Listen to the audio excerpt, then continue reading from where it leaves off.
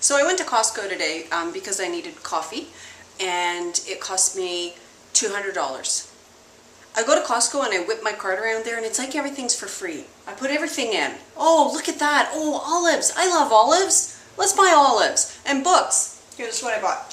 4 cups of ricotta cheese, coffee, a couple of books. I don't even know what that is. Oh, batteries.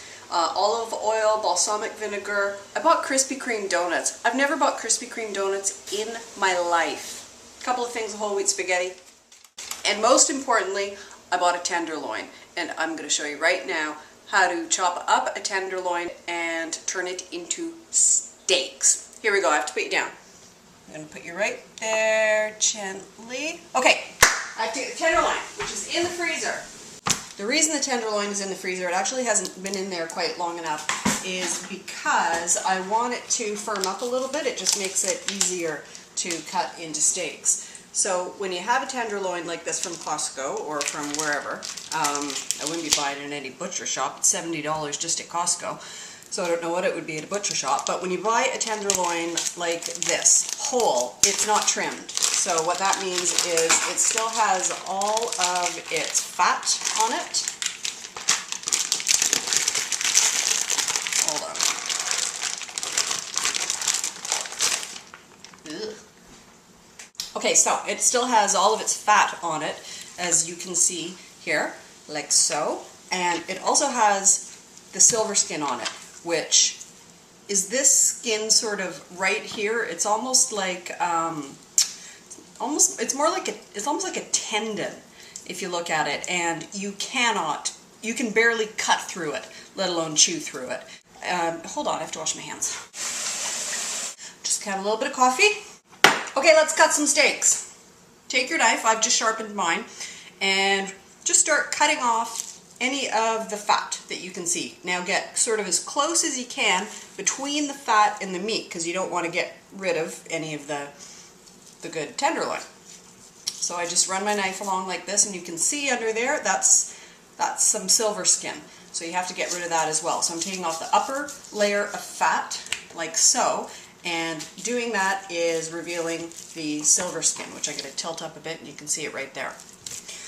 The other thing about a tenderloin is a lot of times they have sort of muscles that aren't completely joined together. I don't know why, because I'm not a butcher and I'm not a cow.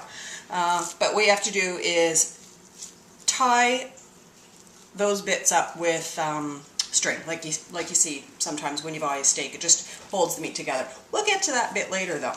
So if you'll just excuse me here for a second, I'm probably going to put this into fast forward mode, and you can just watch how I am removing all of the fat and all of the silver skin.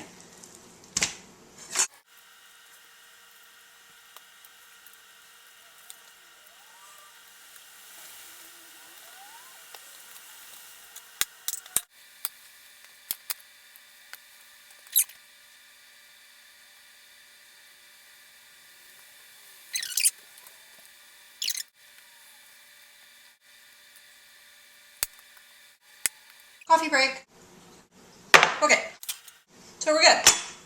Now you've trimmed everything off. Oh, I have an itchy nose and gut-covered hands. I'm back. So now you have your tenderloin trimmed. Doesn't look especially fantastic right now, but it will. And honestly, I would trim this a little bit better than I am right now, but I'm worried you're getting bored. Okay, so you're going to have one big thick end for your tenderloin, and you're also going to have this thinner end, and that's if you were going to cook this whole, which you could right now because it's all trimmed. You would just fold this end under, and that makes the thin end a relatively thick end. Tie that up with some string and you're good. However, we're going to cut steaks. So to do that, what you need to do is just trim off this end a little bit because you want a nice straight edge for your steak.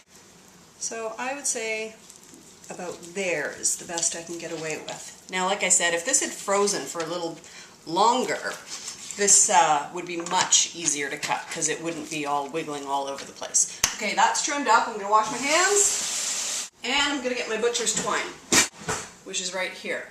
And it's really just cotton string is all it is. So I'm going to cut some pieces here.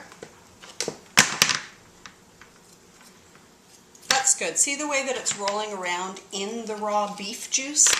That's sort of like the first lesson in chef school is to cover your materials with raw meat juice.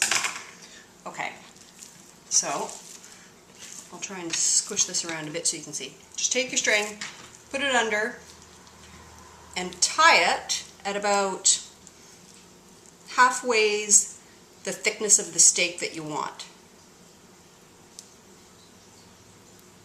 And that's going to hold those separate, you can see there's separate pieces of muscle here. You want to keep that all together. So just keep going down. Here we go, cutting our first steak with our sharpish knife. I wish it were sharper, but I can't seem to get it any sharper. So I want a fairly big steak. I'm going to hold the meat, squeeze it tight, because when it's loose, that's when you get irregular cuts. Just squeeze it and slice away. Kind of straight. I'm okay with slicing steaks. I can't cut bread, though, for the life of me. Every time I cut bread, it looks like I was drunk. And I might have been, but... Okay, so your first steak is not going to be the prettiest. But there's the first one. It's never the prettiest because you're taking it off the end, and that's just the way it is. So that's it. That's huge, though. That's like a big roast of a steak. You'll notice I'm not hacking away at it. I'm doing a nice slice, bringing my knife up, going again. I just find it's easier to get an even cut that way. So there. That one, as you can see, is a much nicer steak. It's an even thickness all the way around and nice and flat on both sides. So there you have it. All you have to do is continue to slice along this roast until you get to the thin part of the end. Once you get to the thin part of the end, you're just going to basically cut the end of this tenderloin off, probably about this much. That'll be chopped up into stewing beef, because once you get to the end like that, it's just too thin to make a steak out of it. Okay, I'm going to continue on now. That's it. That's how you do it. How to cut a roast into steaks.